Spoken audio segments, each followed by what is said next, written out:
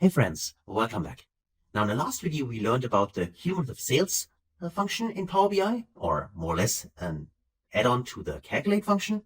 And we also have seen how we can get rid of those additional values, for instance, where we don't have sales, like this one, right?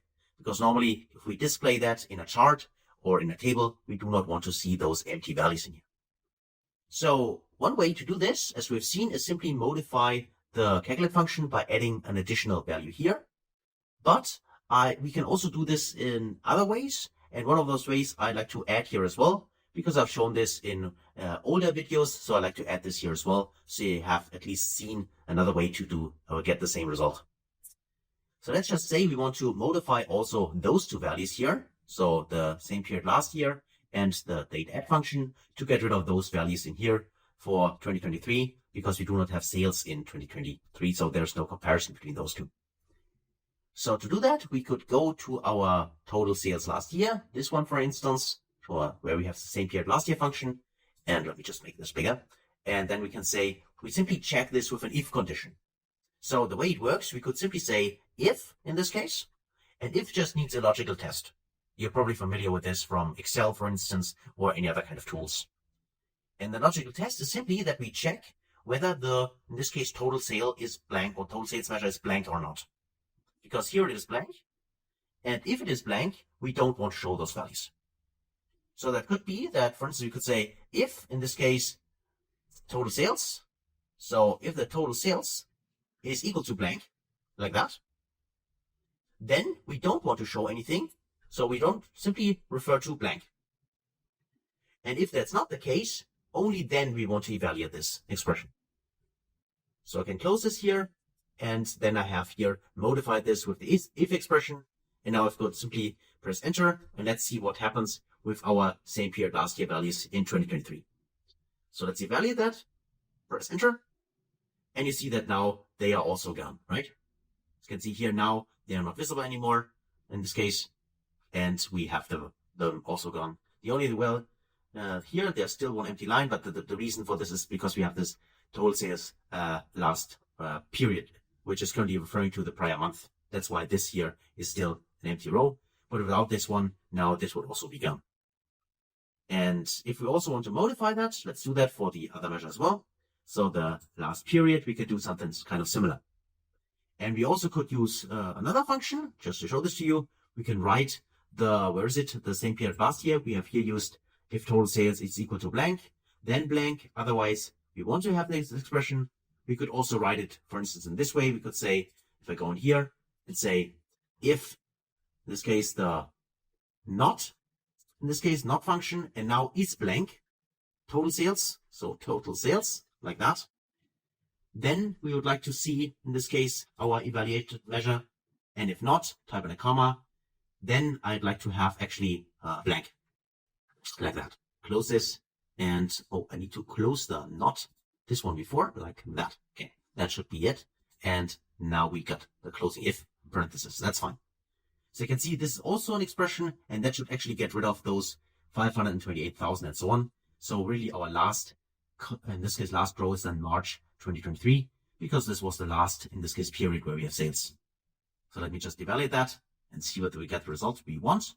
And yes, it is true. Now we can see that March 2023 is the last row, and we don't have any additional blanks rows afterwards, right? So in this kind of structure and visualization is probably the one we want to have. Again, this is for the table, but it works exactly the same way for any other kind of visual. So if you now create a line chart, a bar chart, anything like that, it is the same way, right? I just think that it's most easy to see and explain using tables. So you have seen that we have various options to clean this up. Either we do it as we've done for the cumulative sales directly in here, which I think in this case would be probably the best option because it's easy to write in here.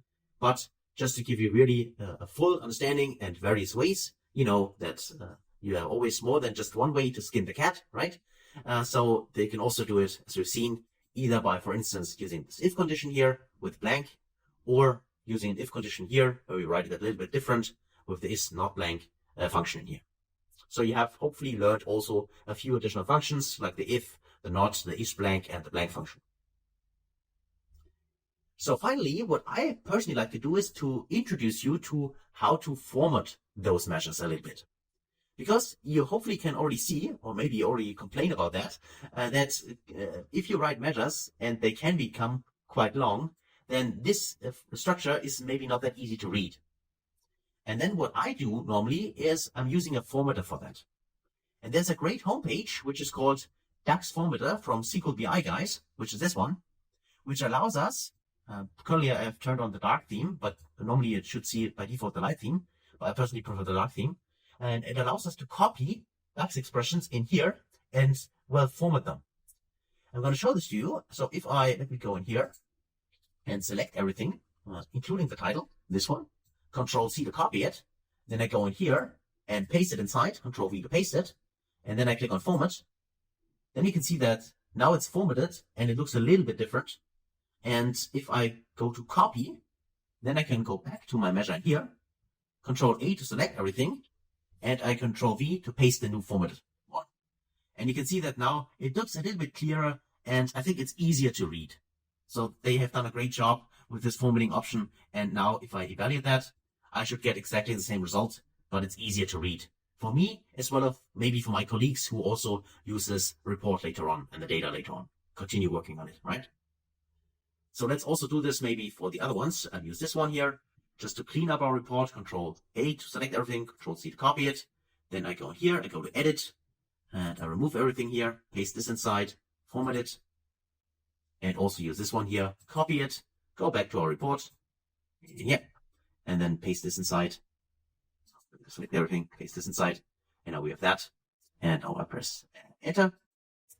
So now we have formatted this as well. You can see that the measures don't change what we expect. Now we have selected those two. Let's just see total sales. This we don't need to format, so it's different as well, not. But I think the cumulative sales, this one here, this should be formatted as well, right? So let's select everything here and do it a third time. Control C to copy it, then go in here, go to edit, and go inside here. Control V to paste it, format it properly, and then we can copy this as well. So this, of course, is not a requirement. It does not change any kind of calculation you have done so far. It's just, I personally think it makes it much easier for me, as for myself as well, if I read this maybe a few weeks later, but also for any kind of colleagues or anyone who is later on working with this, it's easier to read this than in a formula. And especially if you have a long DAX formula, which is quite complex, it's much better to format it correctly and easier to read. Right?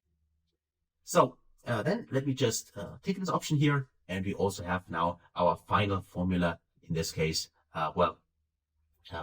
formatted correctly. And now let me just make this smaller again, and right here, smaller again. And let me just then press Control S to save our report, just to make sure that we do not lose any progress. So far, so good.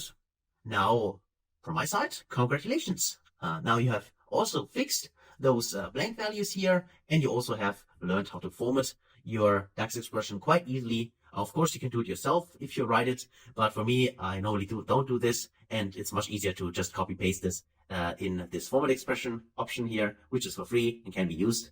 And then I can simply copy paste my formatted measures inside my report. So that's it for this video. So thanks a lot for watching and also for participating. And then I hopefully see you in the next video. Until then, best guys.